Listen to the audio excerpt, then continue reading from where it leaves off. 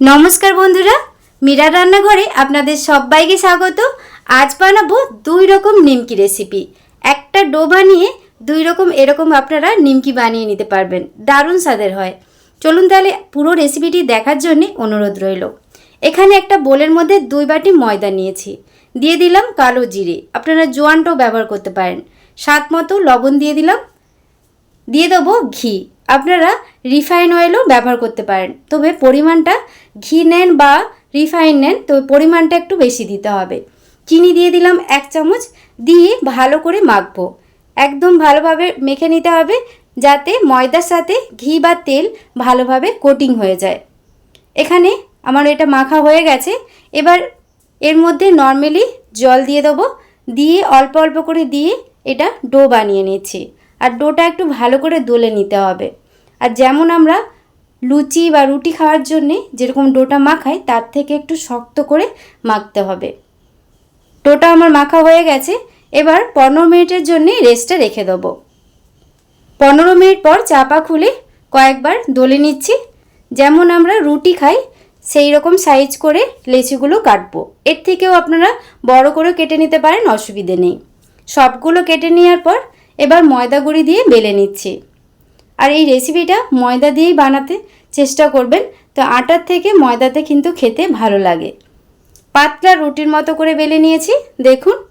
এবার নিমকির শেপটা আমি দিয়ে দেবো। এখানে একটা ছোট বাটি নিয়েছি, এইভাবে কেটে নিচ্ছি গোল গোল করে। মিষ্টির দোকানে নিমকির সাইজগুলো একটু বেশ বড় বড় হয়, আমি ছোট ছোট বানাবো। শেপটা একই থাকবে, তবে সাইজটা একটু ছোট করে বানাবো। এইভাবে একটা ছোট বাটি দিয়ে কেটে নিলাম। তারপর বাড়তি যে আটাটা তুলে নেব। তুলে নেওয়ার পর আর এটাও আমি ফেলবো না, এটাও আমি বেলে নেব। এবার এখানে একটা কাঁটা চামচ নিয়েছি, এইভাবে ছিদ্র করে নিচ্ছি, যাতে নিমকিটা ভাজার সময় ফোলে না ওঠে। এইভাবে প্রত্যেকটা ছিদ্র করে নেওয়ার পর এখানে একটা বাটির মধ্যে কিছুটা আমি রিফাইন অয়েল নিয়েছি, এর মধ্যে 1/2 চামচ ময়দা দিয়ে দিলাম, দিয়ে ভালো করে মিশিয়ে নিচ্ছি। মিশিয়ে একটা ব্যাটার বানিয়ে নিলাম। এবার ওখান থেকে তেল আর ময়দার মিশ্রণটা অল্প অল্প করে নিয়ে প্রত্যেকটা রুটির মধ্যে দিয়ে দিচ্ছি। লাগিয়ে নেওয়ার পর এবার ভাঁজ করে নেব। দেখুন, এইভাবে ভাঁজ করে নিতে হবে। বাটি দিয়ে কাটলে এর ধারের অংশটা বেশ সমান হয়। সবগুলো বানিয়ে নেওয়ার পর এবার এক একটা করে নিয়ে এইভাবে হালকা হাতে বেলে নিচ্ছি। দেখুন, এইভাবে পরোটার আকারে বানিয়ে নিতে হবে। একটু মোটা করে বানাতে হবে। তারপর কড়াই তেল দিয়েছি, তেলটা একদমই হালকা যখন গরম হবে তখন এইগুলোকে ছেড়ে দেব।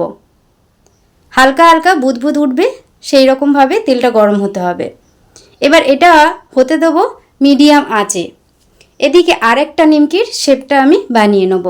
একইভাবে পাতলা রুটির মতো করে লেচিটা আমি বেলে নিলাম। তারপর এখানে একটা ছুরি নিয়েছি, ছুরিটা একটু ধারালো হলে ভালো হয়। এইভাবে কেটে নিচ্ছি, প্রথমে লম্বা শেপ করে তারপর একটু কোনা শেপ বানিয়ে নেব। আর পিৎজা কাটার থাকলে তাহলে তো আরও ভালোই হয়, সেটা কাজটা আরও তাড়াতাড়ি হয়। এইভাবে করে নেওয়ার পর এবার কোনা করে একইভাবে কেটে নিচ্ছি। আমি একটু ছোট ছোট করে বানাচ্ছি, আপনারা এর থেকে লম্বা শেপেও বানিয়ে নিতে পারেন। সবগুলো বানিয়ে নেওয়ার পর এবার এদিকে নিমকিটা যে ভাজতে দিয়েছিলাম সেটা এবার উল্টে নেব। হালকা ব্রাউন কালার হয়ে গেলে এগুলোকে উল্টে নিচ্ছি, আর একদমই লো ফ্লেমে উল্টে পাল্টে একটু লাল লাল করে ভাজতে হবে। আমার চ্যানেলে আপনি যদি নতুন হয়ে থাকেন প্লিজ আমার চ্যানেলটি সাবস্ক্রাইব করবেন, আর পাশে থাকা বেল আইকনটা পুশ করে দেবেন আমার নতুন ভিডিও পাওয়ার জন্যে। এরকম ব্রাউন কালার করে যখন ভাজা হয়ে যাবে এগুলোকে তুলে নিচ্ছি। দেখুন কত সুন্দর লাগছে। একইভাবে বাদবাকিগুলো ভেজে নেব।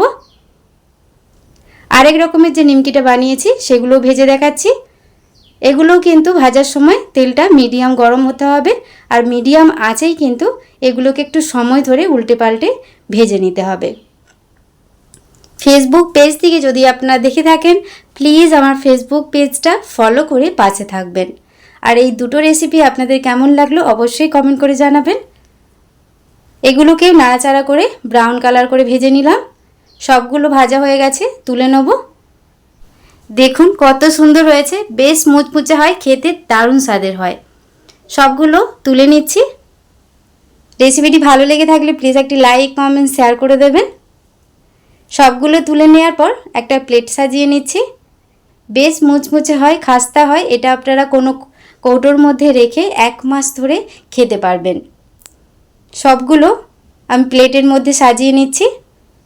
ছোটো নিমকিটা যে বানিয়েছিলাম সেটা দেখুন কত সুন্দর হয়েছে। খাস্তা মুচমুচে হয়, দারুণ স্বাদের হয়। আর অবশ্যই আপনারা চেষ্টা করবেন একটু ঘি দিয়ে বানানোর, তাহলে এর স্বাদটা আরও দ্বিগুণ হয়।